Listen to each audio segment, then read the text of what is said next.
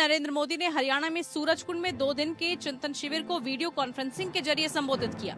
PM Modi ने सभी राज्यों से एक दूसरे से सीखने और मिलजुल कर काम करने की बात कही। साथ ही पीएम मोदी ने ये भी कहा कि सभी राज्यों को पुलिस के लिए एक देश एक वर्दी के अमल पर भी विचार करना चाहिए।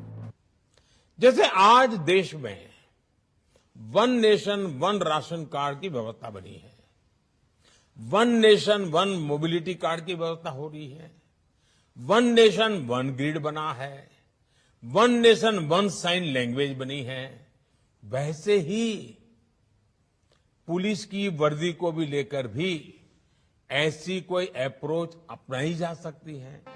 पीएम मोदी ने कहा कि इस विचार पर आम राय कायम करने में भले ही 5, 50 या 100 साल लग जाएं, लेकिन इस पर विचार किया जाना चाहिए। पीएम मोदी ने कहा कि केंद्र और राज्य की एजेंसियों को अपराध के अन्वेषण के लिए दूसरे राज्यों में जाना पड़ता है। ऐसे में सभी राज्यों को आपसी सहयोग करना चाहिए। इस मौके पर पीएम मोदी ने बुद्धिजीवियों पर निशाना साधते हुए कहा कि देश में बंदूक वाला नक्सलवाद भी है और कलम वाला नक्सलवाद भी है। नक्सलवाद के हर फॉर्म को हमने पराजित करना पड़ेगा जी। बंदूक वाला भी है और कलम वाला भी नक्सलवाद है। हमें इन सब का काट निकालना पड़ेगा जी। हमारी युवा पीढ़ी को भ्रमित करने के लिए ऐसी बचकाना बातें कर करके चल पड़ते हैं लोग, और इतना नुकसान देश को हो रहा है और आने वाले दिनों में कोई संभाल नहीं पाएगा जी। पीएम मोदी ने अपराध को रोकने के लिए तकनीक के इस्तेमाल पर जोर दिया। उन्होंने कहा कि साइबर क्राइम हो या फिर ड्रोन टेक्नोलॉजी का हथियारों और ड्रग्स तस्करी में उपयोग, इनके लिए हमें नई टेक्नोलॉजी पर काम करते रहना होगा। पीएम मोदी ने भी कहा कि यूएपीए जैसे कानून की वजह से आतंकवाद से निपटने में काफी मदद मिली है। उन्होंने कहा कि पिछले कुछ सालों में कानून व्यवस्था में बड़ा सुधार हुआ है, जिससे देश में शांति का वातावरण बनाने में मदद मिली है। पीएम मोदी ने आंतरिक सुरक्षा के लिए फेक न्यूज को बड़ा खतरा बताते हुए कहा कि एक छोटी सी फेक न्यूज पूरे देश में बड़ा बवाल खड़ा कर देती है। साथियों, सोशल मीडिया की शक्ति को हमें काम करके क्या हो रहा है इतने मात्र से उसको आंकना नहीं चाहिए। एक छोटी सी फेक न्यूज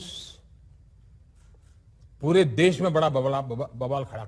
प्रधानमंत्री नरेंद्र मोदी ने इस चिंतन शिविर को सहकारी संघवाद की मिसाल बताया। उन्होंने कहा कि आजादी का अमृत काल हमारे सामने है। आने वाले 25 वर्ष देश की अमृत पीढ़ी निर्माण के हैं। इस पीढ़ी को तैयार करने के लिए पंच प्रण के संकल्प धारण करने होंगे। प्रधानमंत्री ने पंच प्रणों को विस्तार से समझाया। ये अमृत पीढ़ी पंच प्राणों के संकल्पों को धारण करके निर्मित होगी। विकसित भारत का निर्माण, गुलामी की हर सोच से मुक्ति, विरासत पर गर्व, एकता और एकजुटता, और सबसे प्रमुख बात नागरिक कर्तव्य।